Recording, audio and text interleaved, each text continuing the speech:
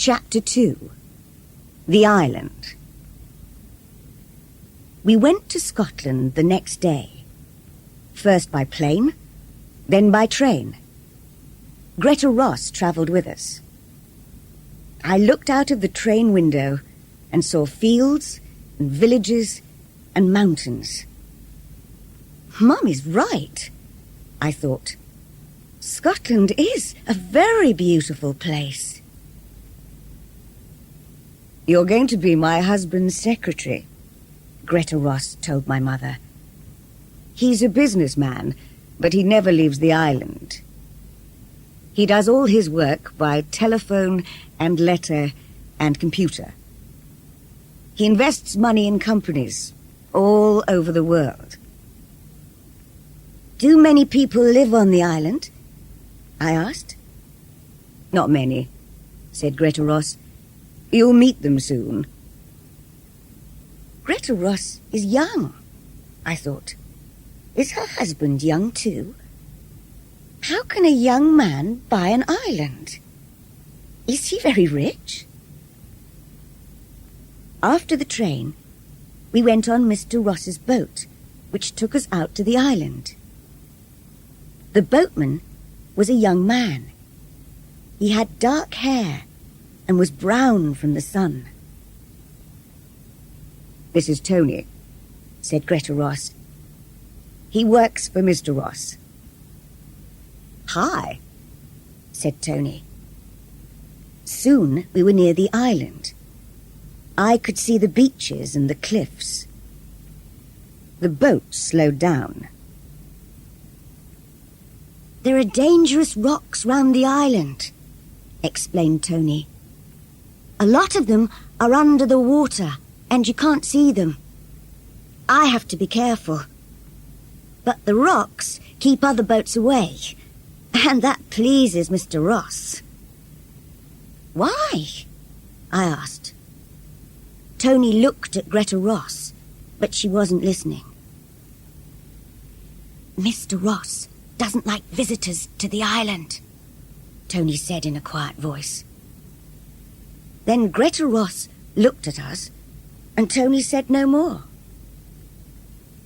Why doesn't Mr. Ross like visitors? I thought. Has he something to hide? When we arrived on the island, my mother and I followed Greta up to the house. It was very big, and there were trees all around it. A woman was waiting inside the house. This is Mrs. Duncan, Tony's mother, said Greta. She's the housekeeper, and her husband is the gardener. Mrs. Duncan will take you up to your rooms. I'm going to tell Mr. Ross you've arrived. The housekeeper was a little woman with short hair. She went up the stairs, and my mother and I went after her. My room was next to my mother's. I looked out of the window and saw the gardens at the back of the house. A man was working in the garden near some trees. Is that Mr. Duncan? I thought. I looked between the trees and saw the sea. It's a beautiful house and a beautiful island. That evening, we had dinner with Mr. and Mrs. Duncan and Tony. We ate in the big kitchen. What happened to Mr. Ross's last secretary? Asked my mother. She's in hospital, replied Mrs. Duncan. She's going to be away all summer. Isn't Mrs. Ross lonely here? I said. No, said Mrs. Duncan. She likes painting a lot. She has a room upstairs and goes there to paint. She's very good.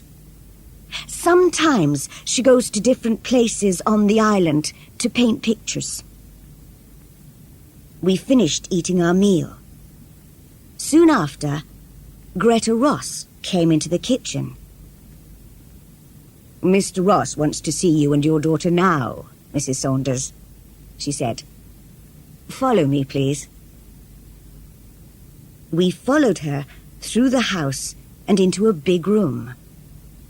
This was Mr. Ross's office, and he was sitting behind a desk. I was surprised. He was a young man, about 30. He had a moustache, short dark hair, and he wore glasses. Mr. Ross was speaking into the telephone. Who does he look like? I thought. Is it Tony Duncan? Mr. Ross is talking to a business friend in New York, said Greta. Please sit down. While we waited, I looked around the office. There were 3 telephones, a computer, and lots of books and papers. There was another door, and I could see a smaller room next to the office. There was a smaller desk and another computer in there. Mr. Ross finished speaking on the phone, then looked carefully at my mother and me. For a few seconds, he didn't speak, and just watched us. Then he said, "I'm pleased to meet you, Mrs. Saunders. I need some help with my work. My secretary is in hospital, and there's a lot of work to do. Sometimes you'll have to work late at night because of time differences in New York and Tokyo. Is that all right?"